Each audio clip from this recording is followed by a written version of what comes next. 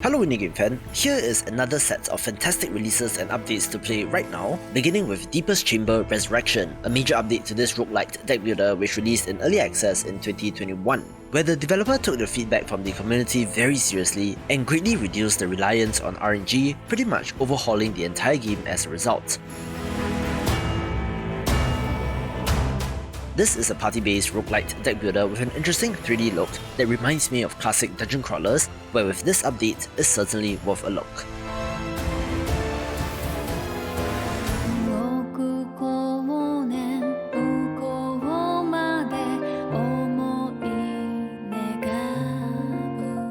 I do have a number of cozy games where the completely free In the Rural Village of Nagoro is a wonderful hand-drawn narrative title all about the titular village. This is based on the real location, which is either adorable or creepy depending on how you see it, where no more than 24 adults live in this village and is instead filled with dolls or scarecrows instead, where it's a short, free experience, so why not give it a go.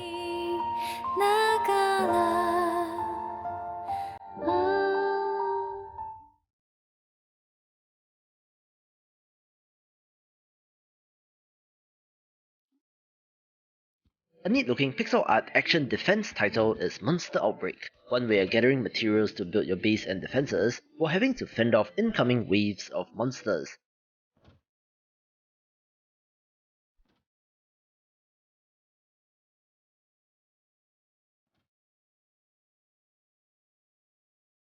I like the pixel art look, where some of the monster designs are excellent, and while you do have a dragon companion, it is not exactly a monster taming game. Rather, this has more in common with the tower defense genre, even having co-op support, which looks neat.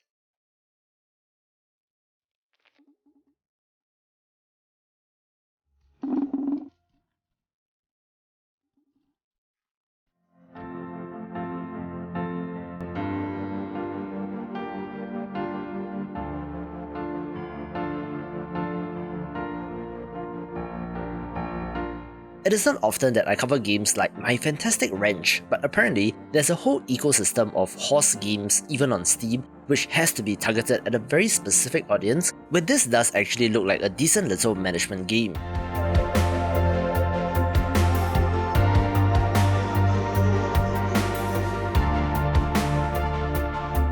You're raising dragons and unicorns in a fantasy kingdom, having to take care and train these creatures to build your reputation as the best wrench in the kingdom. But I'm glad that titles like this exist, and might have to seriously check these out as my daughter gets older.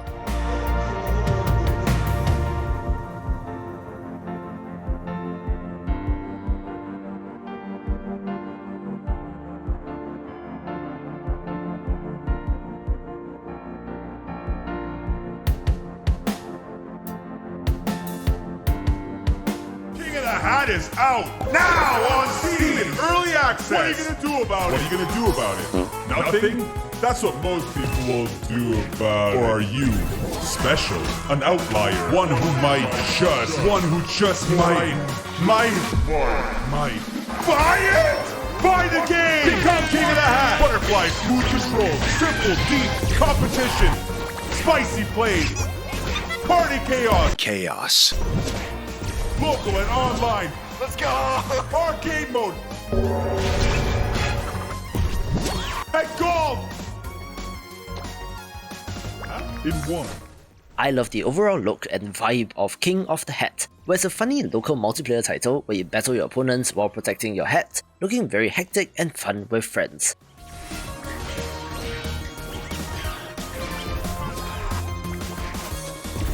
More to come! But for now, it's out on Steam Early Access! King of the Hat! Whoa, sick crocodile costume. It's a dragon. Anyway, we better start the show if we wanna win the theater contest. Okay, let's go.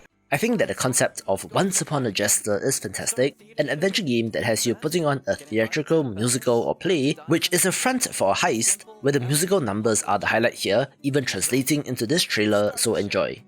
Once upon a jester. Fight me, Prince. I will take everything you have.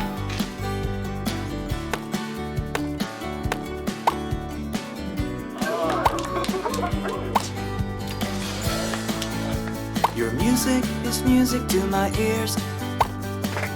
Ah, another victory.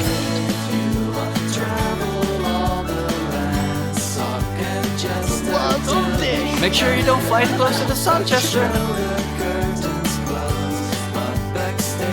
Hey princess, look! I don't know what to do with my arms.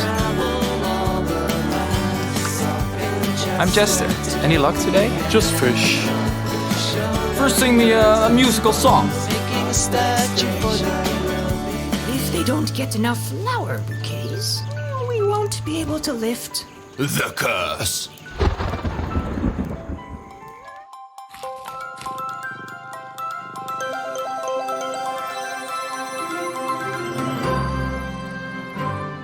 A game that absolutely won me over with the premise is Meowjiro, one where you're a part-time worker at a convenience store, having to work to earn money to buy stuff for your cat. And hey, isn't that something that we can all identify with?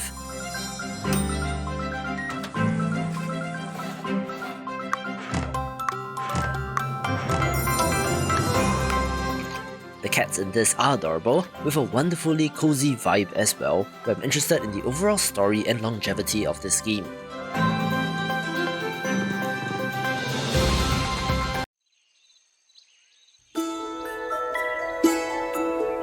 Welcome to your new village, my liege.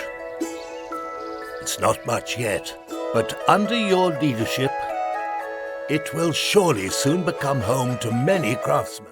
An excellent colony sim that released out of early access is Lords and Villains, where the only reason that I can think of with regards to the spelling is that it is a reference to Ville, like Farmville, so the inhabitants are the villains here. The good life will attract those of noble heritage too. Serve the crown well, pay your dues, and train an army to wage our wars. It is a medieval colony sim where you're dealing with families of peasants and nobles rather than individual characters, with some great management systems, making it of interest to fans of the genre. And your might and wisdom will be known across the lands.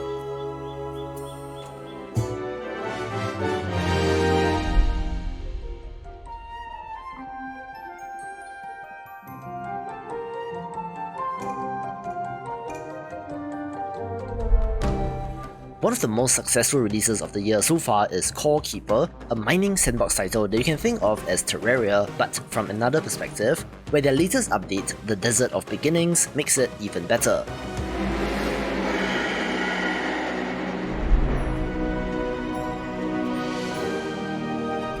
This follows on from the Sunken Sea update and introduces a very different biome with underground caverns filled with lava as well as deserts to explore.